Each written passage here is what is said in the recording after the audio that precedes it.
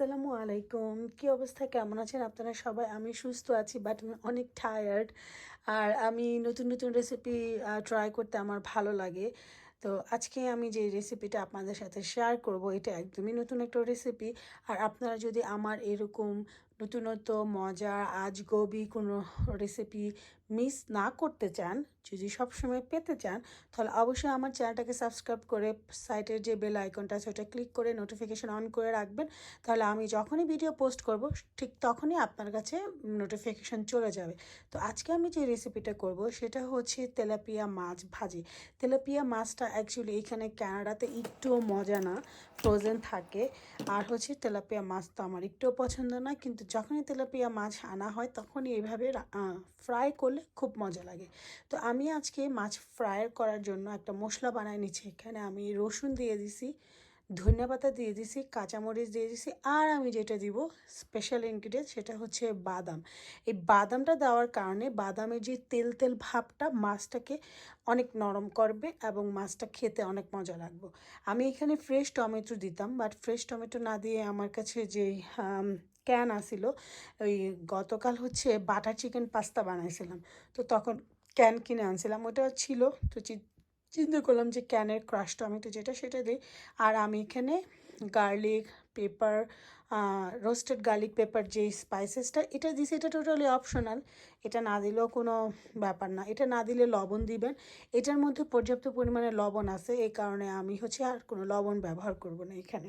আমি এখানে হলুদের গুঁড়ো দিয়ে দিলাম, তারপরে এখানে আমি মরিচের গুঁড়ো দিয়ে দিয়েছি, তারপরে এইখানে হচ্ছে আমি ভিনেগার দিয়ে দিলাম। ভিনেগারটা একদমই অল্প দিবেন, কারণ ভিনেগারটা কিন্তু মাছটাকে নরম করে একদম স্যাঁতরা ব্যাতরা করে ফেলাইব, মাছ কিন্তু উল্টায় আবারতে পারবে না বেশি দিলে। সো অল্প একটু দিব, যেহেতু ফ্রোজেন মাছ এর জন্য আমি অ্যাপল সাইডার ভিনেগারটা দিয়ে দিছি, রসুন কুচি দিয়ে দিছি। ভিনেগার না দিয়ে লেবুর রসও দেওয়া যেতে পারে, বাট আমি ভিনেগার ব্যবহার করছি, অ্যাপল সাইডার ভিনেগারটা। তারপরে দিয়ে দিছি, পেঁয়াজ দিয়ে দিছি, আর ভাজা জিরের গুঁড়ো দিয়ে দিছি। এখন আমি এই সবগুলোকে সুন্দর করে ব্লেন্ডার করে একটা পেস্ট করে নিব। যে এটা তো আমি ফুড প্রসেসরে করছি, আমার পানি দিতে হয় নাই। তো যদি অন্য ব্লেন্ডারে যেগুলো পানি দিয়ে করতে হয় সেক্ষেত্রে আপনি পানি ব্যবহার করতে পারেন, বাট তেল ব্যবহার করলে বেশি ভালো। তো যাই হোক, আমি এখন মাছটাকে খুব সুন্দর করে উল্টায় পাল্টায় সুন্দর করে মেরিনেশন করে নেব। এখন এই মেরিনেট করে মাছটা যদি ফ্রিজে 4-5 ঘন্টার জন্য রেখে দেন, ধরুন রাতেরবেলা ফ্রাই করলেন, সকালবেলা যদি মেরিনেট করে রেখে দেন, তাহলে হবে কি মাছটা খেতে আরও বেশি মজা হবে। তো বা সাথে সাথেও করে সাথে সাথেও খাওয়া যায়, আমি যেমন সাথে সাথেই করছি। আসলে কি এই মাছটা সেদিন সুপারস্টার থেকে আমি কিনে আনছি, ভিডিও করব এ কারণে। আমার মাথায় রেসিপিটা ঘুরতেছিল যে আমি বাদাম দিয়ে মাছ ফ্রাই করব। আমি তেঁতুল দিয়ে মাছ ফ্রাই করছি এই তেলাপিয়াটা, সেটাও খেতে খুব মজা লাগছে। বাদাম দিয়ে আমি নতুন ট্রাই করলাম এবং খুবই খুবই ভালো লাগছে। নাহলে আমি মাছটা জীবনে কিনে আনতাম না, জাস্ট ভিডিও করব, ইউটিউবে পোস্ট করব, এই কারণে মাছটা কিনে নিয়ে আসছি। তো আপনারা অবশ্যই ট্রাই করে দেখবেন যারা তেলাপিয়া মাছ পছন্দ করেন। আর আমি অনেক টায়ার্ড বিধায় দেখেন একদম প্যাকেট থেকেই ময়দা দিতেছি। ভাল লাগতেছিল না যে আমি ডেকোরেশন করে একটা বাটিতে করে নিব।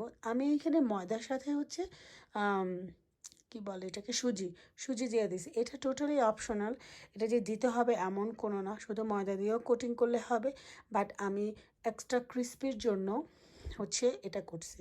এখন আমি মাছটাকে এই ময়দা আর সুজির সাথে সুন্দর করে হচ্ছে কি বলে এটাকে প্রলেপ দিয়ে নিব, যাতে মশলা যা আমরা ব্যবহার করছি এটা যাতে একটাও যাতে ফিশের থেকে না বের হয়। ঠিক আছে, সুন্দর করে এটাকে আমি করে নিচ্ছি। এখন আমি মাছটাকে এই ক্ষেত্রে এরকম ময়দার কোটিং করে অনেকে আবার ফ্রিজে রেখে দেয়, বাট এখন আমরা তো আলসে হয়ে গেছে, এত ফ্রিজে রাখার সময় নেই। আমি সাথে সাথে এটাকে ভাজা ফেলবো। আর এটাকে ভাজার জন্য যদি এই ময়দার কোটিংটা না দেন তাহলে এটাকে ওভেনে করতে পারেন বা এয়ার ফ্রায়ার করতে পারেন। আমি এর আগে একবার এয়ার ফ্রায়ারতে করছিলাম। এয়ার ফ্রায়ারে করলে কি হবে, অনেক বেশি মজা হবে, বাট ফয়েল পেপার পেঁচায় করতে হবে। আমি ফয়েল পেপার পেঁচায় করছিলাম। এটা একদিনকার করে দেখাবো।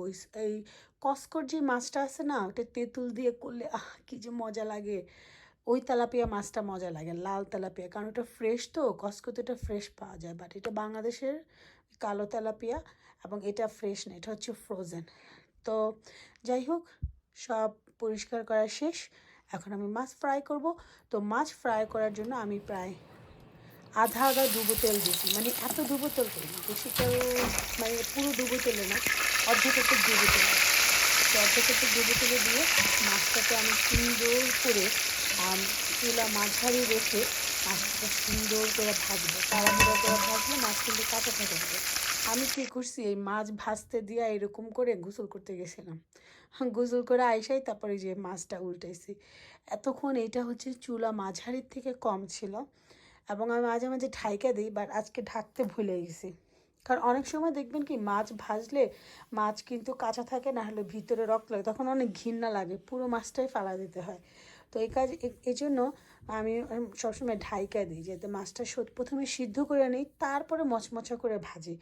বাট আজকে আমি ঢাকি নাই, এমনি রাইখা দিয়ে গোসল করতে চলে গেছিলাম। এইভাবেই ফোনে এই ট্রাইপডের মধ্যে রাইখেই গোসল করতে গেছি। তো আইসা তারপরে এই যে মাছটাকে এখন আবার উল্টায় দিয়েছি।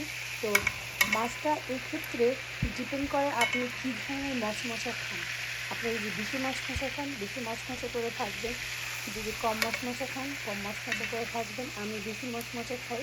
আমাদের বাসায় আবির অনেক মাছ পছন্দ করে, ওর অনেক পছন্দ মাছ ভাজা, মানে ও মাছ ভাজা হলে এখন আমিও মাছ ভাজা অনেক পছন্দ করি।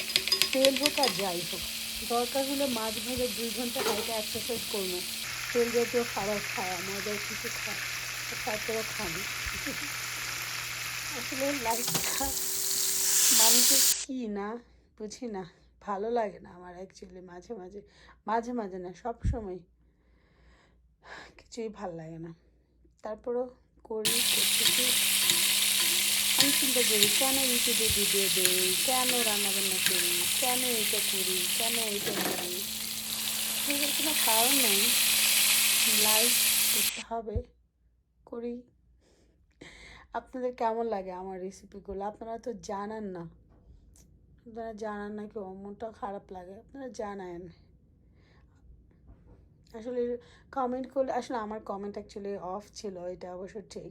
বাট কমেন্ট করলে ভালো লাগে যে হ্যাঁ ভালো লাগছে কেউর বা কেউর। আমি চেষ্টা করি সবার কমেন্টে রিপ্লাই করার জন্য, যদি পসিবল হয়।